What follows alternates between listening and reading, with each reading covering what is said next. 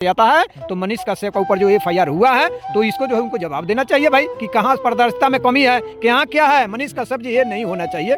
ये मैं आपका चैनल के माध्यम से मैं वहाँ तक पहुँचाना चाहता हूँ कि दूसरे तरफ जो है आप कहते हैं कि सरकार को मैं गिरा दूंगा, आपके ऊपर एफआईआर होता है, आप कहते हैं कि सरकार को गिरा दूंगा।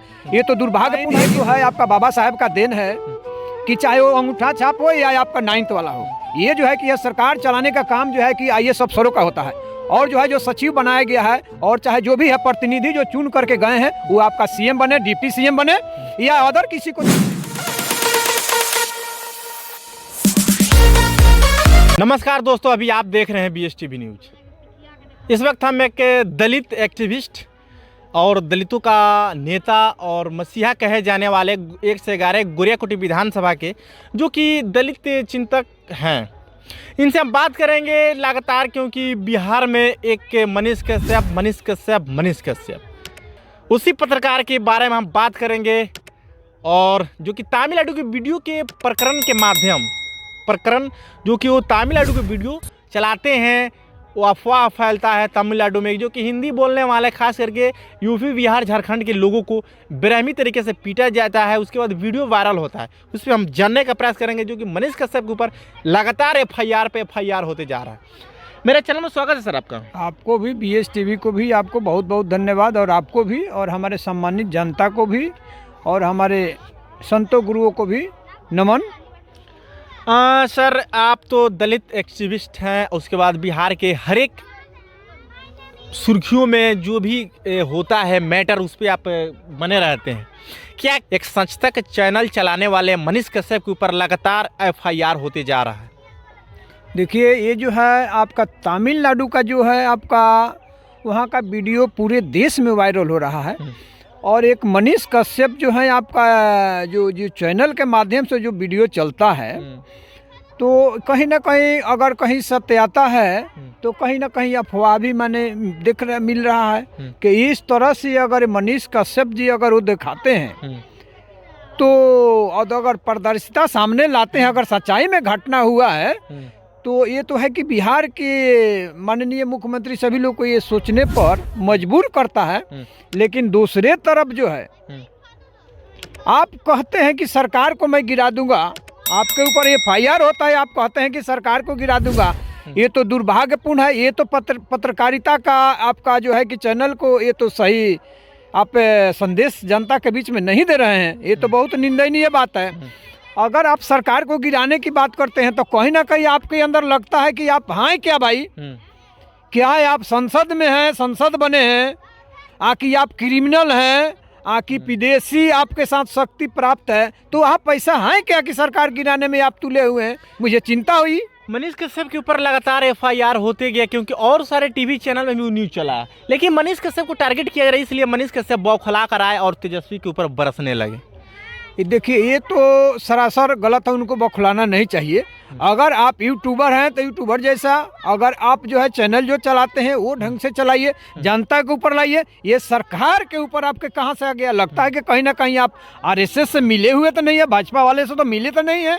ये तो दुर्भाग्य की बात है कि आप जैसे लोग एक जो है आप काफ़ी ऊंचाइयों तक, शिखर तक पहुँचे हुए हैं, आप सरकार गिराने की बात करते हैं, चाहे वो किसी का भी सरकार हो। ये आपका बयान अनलीगल है, इस तरह से नहीं होना चाहिए। आपको अपने बयान को पुनः वापस लेना चाहिए, और नहीं तो अगर सरकार जो कदम उठा रही है तो लगता है कहीं ना कहीं सत्य आता है। तो मनीष कश्यप के ऊपर जो एफआईआर हुआ है तो इसको जो है उनको जवाब देना चाहिए भाई कि कहाँ पारदर्शिता में कमी है, कि यहाँ क्या है। मनीष कश्यप जी ये नहीं होना चाहिए।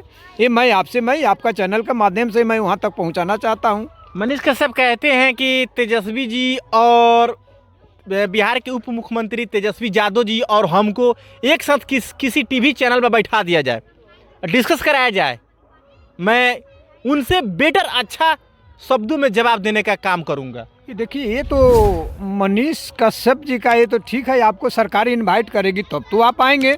एक से एक चैनल है आपका, EG TV है, ABP न्यूज है, इंडिया TV है, आपका एक से एक लोग यूट्यूबर, तो आप रह गए कि आप ही एक ऐसा दिया नहीं है कि आप जा करके कहिए कि आप हमको बैठा दिया जाए, हम सरकार को गिरा सकते हैं। ये बड़ा इसी वाली बात है, आपका निंदा ही नहीं है बात आई। बार बार मनीष कश्यप बोलते हैं कि तेजस्वी यादव न हुआ फेल। ये देखिए 9 ये तो है आपका बाबा साहब का देन है कि चाहे वो अंगूठा छाप हो या आपका 9th वाला हो, ये जो है कि यह सरकार चलाने का काम जो है कि IAS अफसरों का होता है। और जो है जो सचिव बनाया गया है और चाहे जो भी है प्रतिनिधि जो चुन करके गए हैं, वो आपका CM बने, डिप्टी CM बने या अदर किसी को जो है मनोनीत करके भेजा जाए, ये तो संविधान का आपका ये बात है। तो इनका आपको कहने की कहाँ सवाल है। मनीष कश्यप ये भी कह रहे थे बार बार कि तेजस्वी यादव जी आप चांदी का चम्मच लेकर पैदा हुए हैं, लेकिन हम स्टील का चम्मच पैदा लेकर हुए हैं, लेकिन स्टील का चम्मच बढ़ियार है। नहीं देखिए, चांदी या स्टील का तो ये सवाल ही नहीं लाना चाहिए। तो इसका माने कि आप दिखाना चाहते हैं कि मैं सामंती हूँ।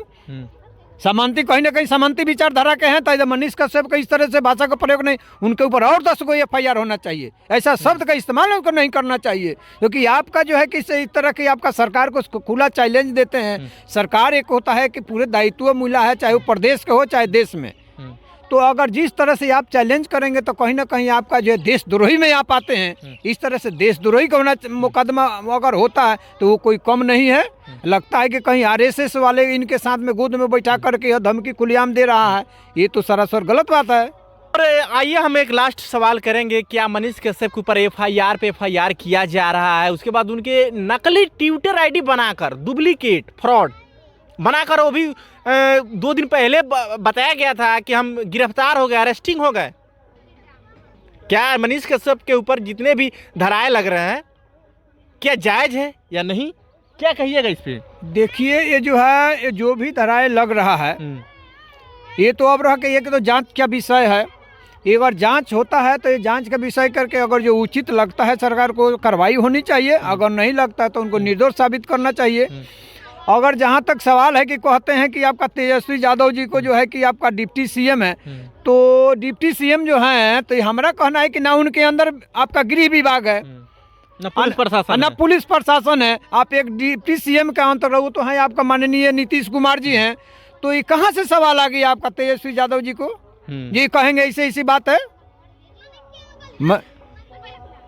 चलिए, बहुत बढ़िया। और ये थे 111 गोरियाकोटी के विधानसभा के पूर्व विधायक प्रत्याशी और दलित एक्टिविस्ट और बहुजन चिंतक माननीय त्रिभुवन राम जी।